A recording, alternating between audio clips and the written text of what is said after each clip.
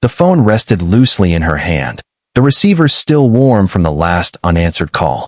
Outside the window of a small Spanish-style house in Brentwood, the Los Angeles night pulsed with its usual indifferent brilliance, street lamps, distant studio floods, the restless glow of a city that never truly slept. It was the early hours of August 5, 1962. Inside that quiet bedroom, a woman of 36 lay motionless. The world already knew her face better than it knew the faces of presidents or generals. Yet the story that ended in that room had begun long before any camera ever found her. In a childhood measured not by birthdays, but by the number of times she was handed from one set of strangers to the next. In the charity ward of a Los Angeles hospital on the first day of June 1926, a woman named Gladys Pearl Baker brought a daughter into the world. She gave the infant the name Norma Jeane Mortensen. Gladys earned her living in the film laboratories of Hollywood, slicing and joining the fragile strips of celluloid that would become moving pictures. The name written on the birth certificate belonged to a man who never stepped forward. Norma Jeane would grow up without ever meeting him, without ever receiving a single letter or photograph that could confirm his existence. The uncertainty itself became part of her earliest landscape. Gladys tried to keep her child. She was not without feeling, but her mind was subject to violent weather. Periods of clarity dissolved into darkness so complete that ordinary life became impossible. Work stopped. Care became sporadic. When Norma Jeane was still small enough to need constant watching, Gladys was removed to a psychiatric hospital. The stays lengthened until they became permanent. The little girl was left without a mother who could hold her and without a father who had ever claimed her. What followed was a procession of foster homes. The state paid modest sums to families willing to take in a child whose own mother could not. Some of those homes offered ordinary kindness, hot meals, a bed that stayed the same for months at a time. Others offered colder arrangements. Norma Jeane learned the grammar of temporary affection early. She learned that the person who tucked her in at night might be gone by the next season. She learned to make herself small, to speak softly, to smile on command even when fear sat heavy behind her ribs. Survival, she discovered, often required the appearance of contentment. When foster placements ran out, she was sent to the Los Angeles orphans' home. The word orphan was not strictly accurate. Her mother still lived, locked away, but the distinction mattered little. She slept in a dormitory, performed assigned chores, and answered to a system rather than to a name spoken with tenderness. Through one of the institution's windows, she could see, across the city, a water tower painted with the faded letters of a movie studio. In the evenings, as the light drained from the sky, she would stand at that glass and look. She did not dream of red carpets or flashing bulbs. She dreamed of permanence, of someone who would not leave. At 16, the system presented her with a blunt alternative: return to the orphanage or marry. She chose marriage. James Doherty was 21, a neighborhood boy living near her most recent foster family.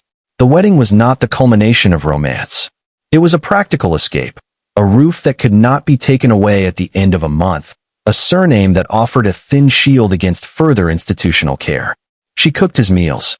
She cleaned their small apartment. She tried, with the fierce diligence of someone who had never been allowed to stay anywhere long, to become the sort of wife who would never be sent away. The Second World War interrupted that fragile arrangement. James enlisted in the Merchant Marine and shipped overseas. Once again, Norma Jeane found herself alone.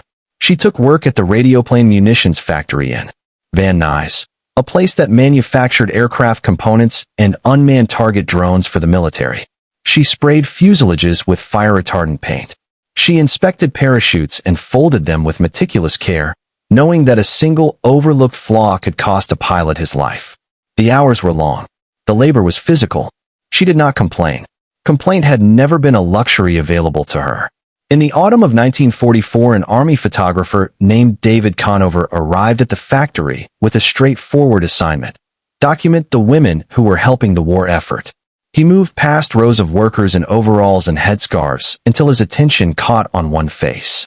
Norma Jeane looked up from her task and smiled. The photographs that resulted were startling. Something in her expression, open, luminous, startlingly present, traveled from the emulsion into the eye of anyone who saw the prints. The camera responded to her with an intensity few human beings in her life ever had. Conover told her she had the makings of a model. For the first time, someone had looked at her and declared that she was worth looking at. The suggestion lodged somewhere deep. She signed with a modeling agency. She lightened her soft brown hair until it became a pale, almost metallic gold. She stood before mirrors and practiced a different kind of smile, one that invited rather than protected. She studied the way she walked, the way she held her shoulders, the way a lowered voice could alter the temperature of a room. She divorced James Dougherty. She chose a new name, Marilyn, borrowed from a Broadway actress her agent admired.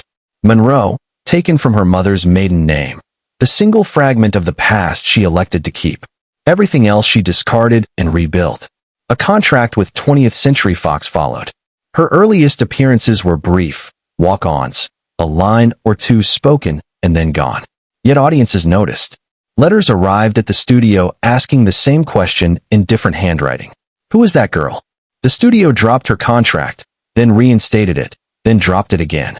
There were periods when rent money ran short and meals became irregular. She continued. She sought out acting coaches. She refused the quiet disappearance that claimed so many young women who briefly brushed against the industry. By the early 1950s, the name Marilyn Monroe had begun to dominate marquees.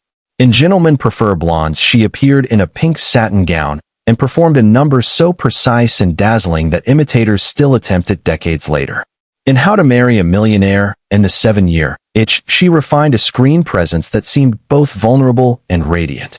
The image that would outlive her, the white dress lifting above a New York subway grate as a rush of air rose from below, was captured during the filming of the latter picture.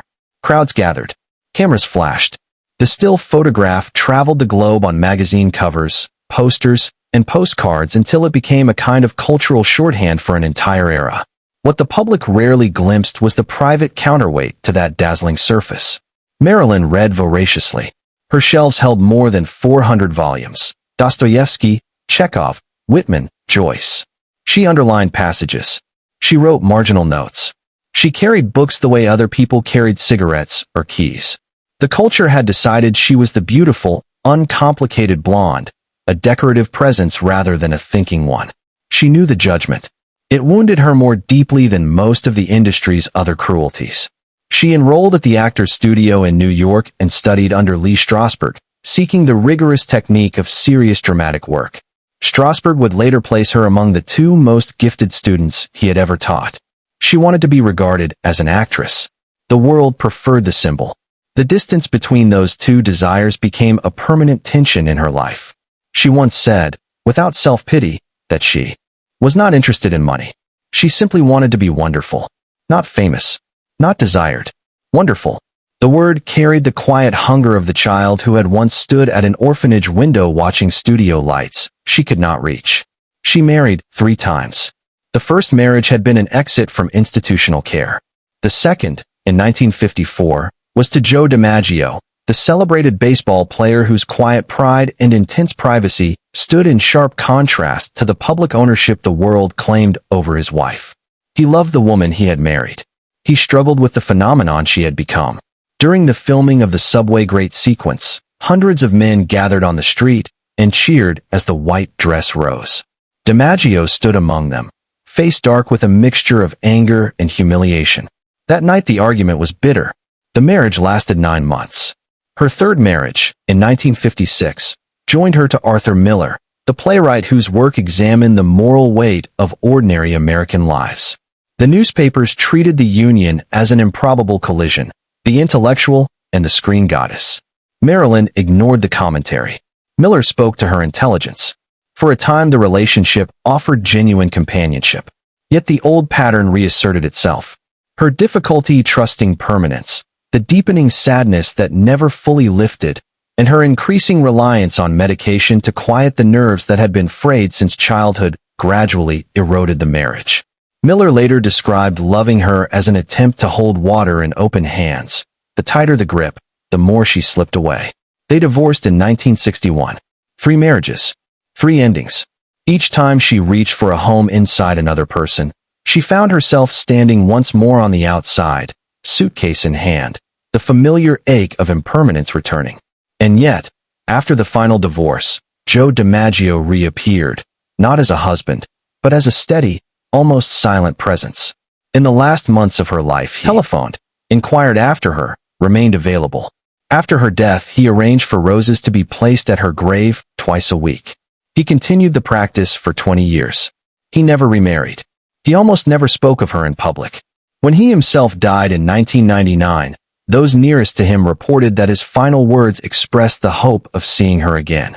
In the final chapter of her life, Marilyn purchased a modest house in Brentwood, the first dwelling that belonged solely to her. It was nothing like the sprawling estates of other stars. She filled it with books and white flowers. A small white poodle named Math, a gift from Frank Sinatra, became her companion. She planted a garden. The loneliness that had begun at the orphanage window had never entirely departed. Fame surrounded her like a transparent wall.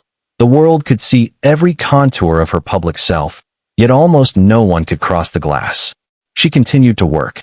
She was dismissed from her final film, Something's Got to Give, for repeated absences. The studio described her as unreliable.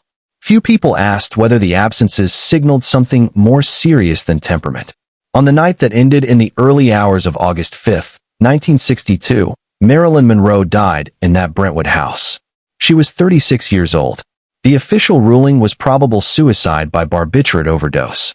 Alternative theories have circulated for decades. None have altered the essential image of a young woman found alone, telephone still in her hand, the city lights continuing their indifferent shine beyond the window. The culture that had consumed her image refused to release it. More than 60 years later, her face remains among the most recognizable of the 20th century, reproduced on posters, advertisements, clothing, and countless digital screens. Yet the question that had followed her since childhood never received a public answer. Did anyone truly see the person beneath the platinum surface? Did anyone ever look past Marilyn and recognize Norma Jeane? She had been a child passed from household to household, a teenager who married to escape an institution, a factory worker whose smile stopped a photographer in his tracks, a model who reinvented her appearance and her name, an actress who fought for serious roles while the industry preferred the decorative myth, a woman who married 3 times in search of permanence and found only its opposite. She read deeply. She studied intently. She achieved a degree of fame that few human beings have ever known and still carried the private conviction that she remained essentially unseen. History prefers clean silhouettes. It remembers the white dress, the breathy voice, the dazzling smile that seemed to promise uncomplicated pleasure. It less often remembers the underlined novels, the acting class notebooks, the private letters that revealed insecurity and intelligence in equal measure. She once observed that imperfection is beauty, that madness can be a form of genius, and that it is better to be absolutely ridiculous than absolutely boring. The remark carries the defiance of someone who spent a lifetime being told what she was permitted to be. Her life leaves behind a question that still resonates.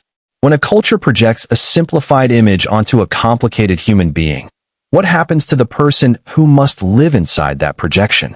Fame amplified every vulnerability. It also preserved, in light and emulsion, a presence that continues to move audiences long after the woman herself is gone. Do you believe history has judged her fairly, or has it preferred the glittering myth to the far more intricate human being who lived behind it? What fragment of her story remains with you after the lights go down?